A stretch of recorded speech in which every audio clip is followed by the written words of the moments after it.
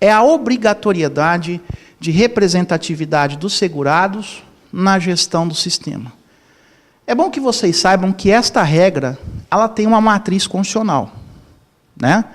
O artigo 10 da Constituição Federal não deixa dúvida sobre isso. É assegurada. Esta é a expressão que a Constituição utiliza, não é outra. Ela assegura a participação dos trabalhadores e empregados nos colegiados dos órgãos públicos em que seus interesses profissionais ou previdenciários sejam objeto de discussão e deliberação. Né? Então, a própria Constituição, ela assegura a representatividade e a participação do trabalhador na instância decisória da gestão de qualquer sistema de previdência. A Lei Federal 9.717 não deixou de observar a norma. No seu artigo 1º, inciso 6, que eu acabei de ler no slide anterior, nós temos a garantia da participação de representantes dos servidores públicos e dos militares ativos e inativos nos colegiados em instâncias de decisão em que os seus interesses sejam objeto de discussão e deliberação. Então, entendam. O Guarujá Previdência, enquanto Fundo Especial de Previdência, ele terá, e daqui a pouco nós vamos ver com mais vagar esse conceito, o Conselho de Administração. Neste Conselho de Administração, será discutido o quê? A representatividade. Quantos assentos os servidores terão direito, quantos assentos a administração pública terá direito. Agora, uma coisa não se discute. Os servidores estarão representados neste órgão, que é o órgão de deliberação superior do Fundo de Previdência aqui de Guarujá. Então, é bom que vocês tenham a dimensão que regime próprio, além de ser um regime submetido à publicidade, né, por mandamento de lei federal, é um regime que garante o quê? Que o segurado participe das decisões sensíveis relativas ao sistema. Essa regra é muito importante, vocês não podem esquecer disso de forma alguma. Pode passar ali. Muito bem. Eu disse a vocês lá nas primeiras lâminas, nos primeiros slides, de que o Ministério da Previdência, ele talvez seja o nosso principal órgão de controle externo, porque é ele que é detentor da atribuição de competência para expedir um documento que se chama Certificado de Regularidade Previdenciária. Gente, o que é isso?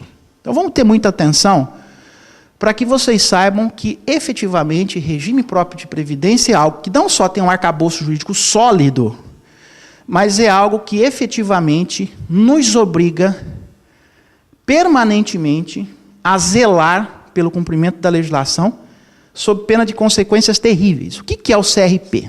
Veja bem, um decreto federal, que é o 3.788, de 11 de abril de 2001, instituiu o chamado Certificado de Regularidade Previdenciária. O que significa isso, gente? É uma questão pontual e muito fácil de entender. Sabe essas 8 características que eu acabei de apresentar? Todo e qualquer regime próprio de previdência social tem que demonstrar permanentemente perante o Ministério da Previdência que está cumprindo rigorosamente cada característica desta e outras, que não só essas 8. Eu coloquei as 8 principais. Um certificado de regularidade previdenciária, ele apresenta aproximadamente mais de 30 itens que têm que ser observados por todo e qualquer regime próprio de previdência. E basta que um item não seja observado para que nós tenhamos a seguinte consequência. O ente federativo, no caso aqui, a Prefeitura Municipal de Guarujá, se tiver um item de irregularidade no seu certificado de regularidade previdenciária, terá como consequência a impossibilidade de realizar transferências voluntárias de recursos pela União.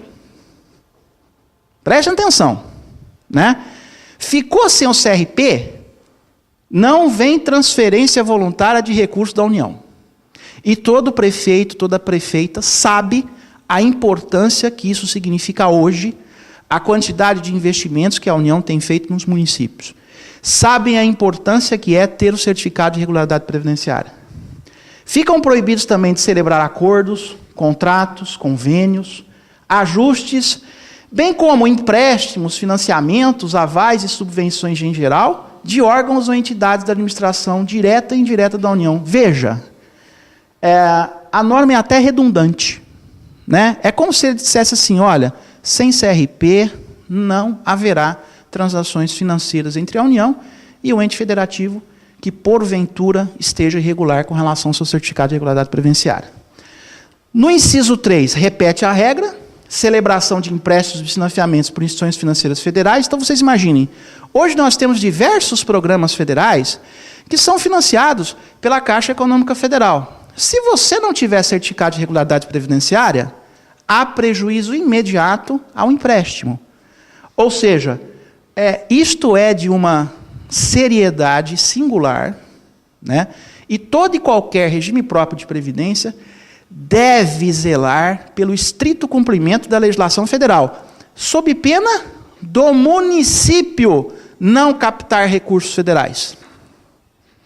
Então vejam, além dos regimes próprios estarem submetidos a um regime de fiscalização rigoroso, há esta sanção administrativa que um país como o nosso, onde recursos federais são investidos de forma ampla nos entes federativos, particularmente nos municípios, se o ente ficar sem o certificado de regularidade previdenciária, o prejuízo é enorme. Correto? Então, para que não digam, para que não pare dúvidas de que o arcabouço jurídico que gravita os regimes próprios de previdência, além de ser coerente, é extremamente rigoroso em relação à obrigatoriedade do cumprimento da legislação previdenciária. Pode passar. Muito bem. Essa aqui é a última lâmina que nós vamos passar para vocês.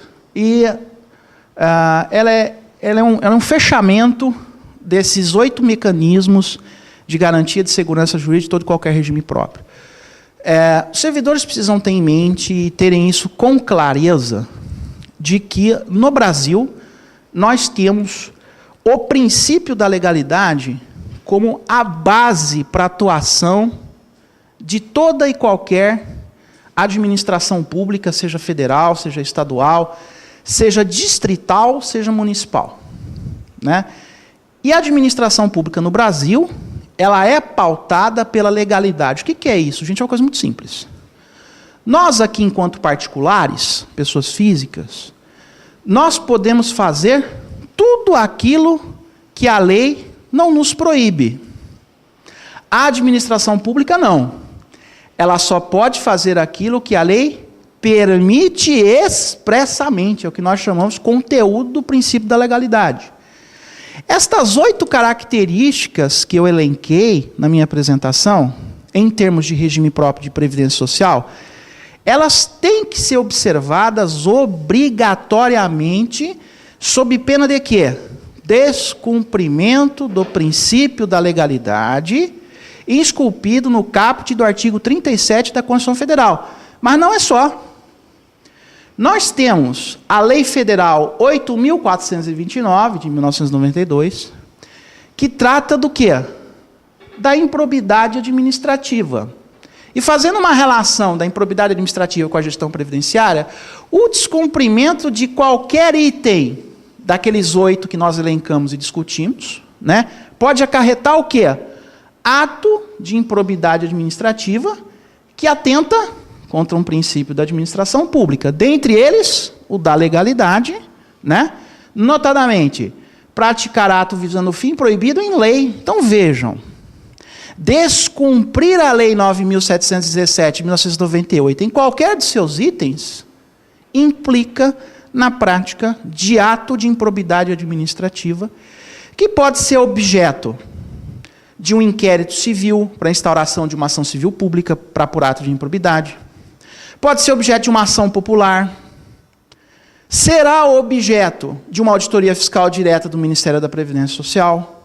Ou seja, nós estamos falando de um sistema absolutamente rigoroso e coerente que resguarda a segurança jurídica dos regimes próprios de previdência social, que, afinal de contas, são sistemas cuja razão de ser e existir é garantir o quê? Garantir a sobrevivência dos seus segurados e dependentes quando acometidos pelos chamados riscos sociais. Eu vou encerrar a minha apresentação nesse momento, me colocando à disposição para qualquer esclarecimento ou dúvida que, porventura, possa ter surgido, e recomendando que vocês façam a leitura atenta desses slides, consultem a legislação, de forma que vocês fiquem absolutamente convencidos de que o desafio é grande, mas, efetivamente, em termos de segurança jurídica, os regimes próprios de previdência nos dão absoluta tranquilidade para a atuação e para que nós possamos trabalhar. Era isso.